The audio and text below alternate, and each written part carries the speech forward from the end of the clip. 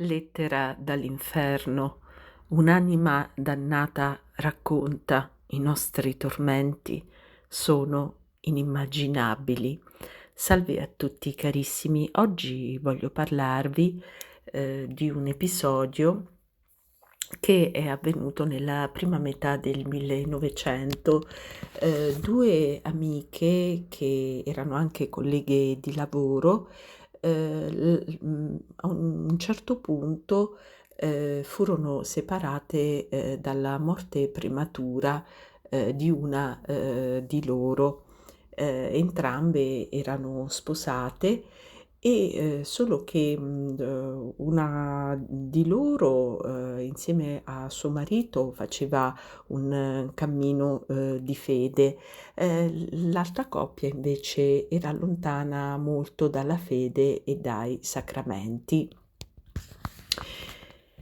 Ecco, che un giorno accadde che, l'amica che era morta lontano dai sacramenti, senza ricevere la comunione, senza aver mai, compiuto, praticato le opere, di fede, quindi aver mai frequentato la messa, eccetera, eccetera, apparve, all'amica che invece era sempre stata in qualche modo una, fervente cattolica e una praticante cattolica. Quando, la buona signorina, seppe che, l'amica era morta, si spaventò molto perché sapeva che in vita non era stata tanto religiosa. Si chiese: "Ma la mia amica era preparata a presentarsi davanti a Dio? Morendo all'improvviso, come si sarà trovata?" L'indomani decise allora di ascoltare la Santa Messa e di fare anche la comunione in suo suffragio e di pregare fervorosamente. La notte, 10 minuti dopo la mezzanotte, ebbe luogo la visione. L'anima della sua amica, che era all'inferno insieme a quella del suo compagno, le apparve. "Clara, non pregare per me, sono dannata, te lo comunico e te ne riferisco piuttosto lungamente. Non credere però che ciò avvenga a titolo di amicizia. Noi qui non amiamo più nessuno. Lo faccio come costretta. Lo faccio come parte di quella potenza che vuole sempre il male e opera il bene. In verità vorrei vedere anche te approdare in questo mio stato, dove ormai io ho gettato l'ancora per sempre. Non stizzirti di questa mia intenzione. Qui noi tutti la pensiamo così. La nostra volontà è impietrita nel male, in ciò che voi appunto chiamate male. Anche quando noi facciamo qualche cosa di bene, come io ora, spalancandoti gli occhi sull'inferno, questo non avviene con buona intenzione. Ti ricordi ancora 4 anni fa, quando ci siamo conosciute? Allora tu avevi 23 anni e ti trovavi là già da mezzo anno quando ci arrivai io. Tu mi hai elevata da qualche impiccio, come principiante mi hai dato dei buoni indirizzi. Ma che vuol dire buono? Io lodavo il tuo amore del prossimo, ridicolo. Il tuo soccorso derivava da pura civetteria, come del resto io sospettavo già fin da allora. Noi non conosciamo qui nulla di buono in nessuno. Il tempo della mia giovinezza lo conosci. Certe lacune le riempio qui. Secondo il piano dei miei genitori, a dire il vero, non sarei neanche dovuta esistere. Capitò loro appunto una disgrazia. Le mie due sorelle avevano già 14 e 15 anni quando io vidi la luce. Ah, non fossi mai esistita. Potessi ora annientarmi, sfuggire a questi tormenti. Nessuna voluttà uguaglierebbe quella con cui lascerei la mia esistenza, come un vestito di cenere che si perde nel nulla. Ma io devo esistere così, come mi sono fatta io, con una esistenza fallita. Quando papà e mamma, ancora giovani, si trasferirono dalla campagna in città, ambedue avevano perduto il contatto con la Chiesa e fu meglio così. Simpatizzarono con la gente non legata alla Chiesa. Si erano conosciuti in un ritrovo danzante e mezz'anno dopo, come si dice, dovettero sposarsi. Nella cerimonia nuziale rimase attaccata a loro tanta acquasanta che la mamma si recava alla messa domenicale un paio di volte l'anno. Non mi ha mai insegnato a pregare davvero. Si esauriva nella cura quotidiana della vita, benché la nostra situazione non fosse disagiata. Parole come messa, istruzione religiosa, chiesa, le dico con una ripugnanza interna senza pari.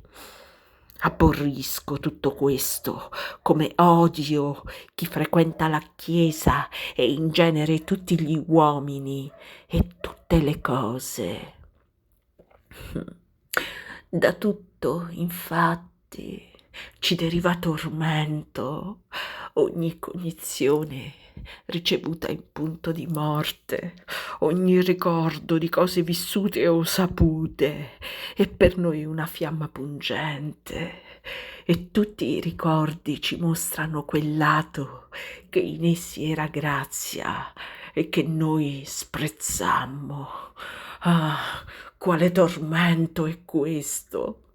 Noi non mangiamo, non dormiamo, non camminiamo con i piedi. Spiritualmente incatenati, guardiamo inebetiti, con urla e stridor di denti, la nostra vita andata in fumo, odiando e tormentati. Senti, noi qui beviamo l'odio come acqua, anche l'uno verso l'altro. Soprattutto noi odiamo Dio, te lo voglio rendere comprensibile. I beati in cielo devono amarlo, perché essi lo vedono senza velo nella sua bellezza abbagliante.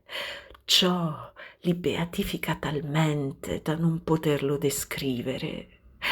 Noi lo sappiamo e questa cognizione ci rende furibondi. Gli uomini in terra che conoscono Dio dalla creazione e dalla rivelazione possono amarlo, ma non ne sono costretti. Il credente, e lo dico digrignando i denti, il quale meditabondo contempla Cristo in croce con le braccia distese, finirà con l'amarlo. Ma colui al quale Dio si avvicina solo nell'uragano, come punitore, come giusto vendicatore, perché un giorno fu da lui ripudiato, come avvenne di noi, Costui non può che odiarlo con tutto l'impeto della sua malvagia volontà, eternamente, in forza della libera accettazione con la quale, morendo, abbiamo esalato l'anima nostra e che neppure ora ritiriamo e non avremo mai la volontà di ritirarla. Comprendi ora perché l'inferno dura eternamente? Perché la nostra ostinazione giammai si scioglierà da noi. Costretta, aggiungo che Dio è misericordioso persino verso di noi. Dico costretta perché anche se dico queste cose volutamente, pure non mi è permesso di mentire come volentieri vorrei. Molte cose le affermo contro la mia volontà, anche la foga di improperi che vorrei vomitare, la devo strozzare. Dio fu misericordioso verso di noi, col non lasciare esaurire sulla terra la nostra malvagia volontà, come noi saremmo stati pronti a fare. Ciò avrebbe aumentato le nostre colpe, le nostre pene, ma egli ci fece morire anzitempo, come me, o fece intervenire altre circostanze mitiganti. Ora egli si dimostra misericordioso verso di noi, col non costringerci ad avvicinarci a lui più di quanto lo siamo in questo remoto luogo infernale, e ciò diminuisce il tormento. Ogni passo che mi portasse più vicino a Dio mi cagionerebbe una pena maggiore di quella che a te recherebbe un passo più vicino ad un rogo ardente. Ti sei spaventata quando io una volta, durante una passeggiata, ti raccontai che mio padre, pochi giorni avanti la tua prima comunione, mi aveva detto: cerca di meritarti un bel vestitino, il resto è una montatura. Per il tuo spavento quasi mi sarei perfino vergognata. Ora ci rido sopra. L'unica cosa ragionevole in quella montatura era che ci si ammetteva alla comunione solo a 12 anni. Io allora ero abbastanza presa dalla mania dei divertimenti mondani, così senza scrupoli mettevo in un canto le cose religiose e non diedi grande importanza alla prima comunione. Che parecchi bambini vadano ora alla comunione già a 7 anni ci mette un furore. Noi facciamo di tutto per dare ad intendere alla gente che ai bambini manca una cognizione adeguata e si devono prima commettere alcuni peccati mortali. Allora la bianca particola non fa più in essi gran danno, come quando nei loro cuori vivono ancora la fede, la speranza e la carità. Buah! Questa roba ricevuta nel battesimo. Ti ricordi come abbia già sostenuto sulla terra questa opinione? Ho accennato a mio padre. Egli era sovente in lite con la mamma, te ne feci allusione solo raramente. Me ne vergognavo. Cosa ridicola, la vergogna del male. Per noi qui tutto è lo stesso. I miei genitori neanche dormivano più nella medesima camera, ma io con la mamma e il papà nella camera attigua, dove poteva rincasare liberamente a qualsiasi ora. Beveva molto, in tal modo scialacquava il nostro patrimonio. Le mie sorelle erano ambedue impiegate e abbisognavano esse stesse, dicevano, del denaro che guadagnavano. La mamma cominciò allora a lavorare per guadagnare qualcosa. Nell'ultimo anno di vita papà picchiava spesso la mamma quando lei non gli voleva dar nulla. Verso di me fu invece sempre amorevole. Un giorno Te l'ho raccontato e tu, allora, ti sei urtata del mio capriccio. Di che cosa non ti sei urtata nei miei riguardi? Un giorno dovette portare indietro per ben 2 volte le scarpe comprate, perché la forma e i tacchi non erano per me abbastanza moderni. La notte in cui mio padre fu colpito da apoplessia mortale, avvenne qualche cosa che io, per timore di una interpretazione disgustosa, non riuscii a confidarti, ma ora devi saperlo. È importante per questo.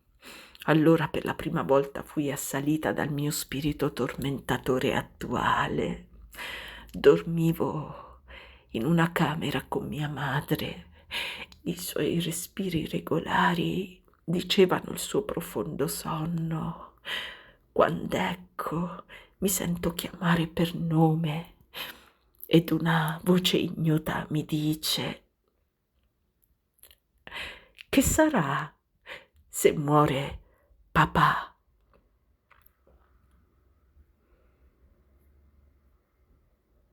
Non amavo più mio padre, dacché trattava così villanamente la mamma, come del resto non amavo fin da allora assolutamente nessuno, ma ero solamente affezionata ad alcune persone che erano buone verso di me. L'amore senza speranza di contraccambio terreno vive solo nelle anime in stato di grazia, ed io non lo ero. Così risposi alla misteriosa domanda, senza darmi conto d'onde venisse. Ma non muore mica. Dopo una breve pausa, di nuovo la stessa domanda chiaramente percepita. Ma non muore mica. Mi scappò ancora di bocca bruscamente.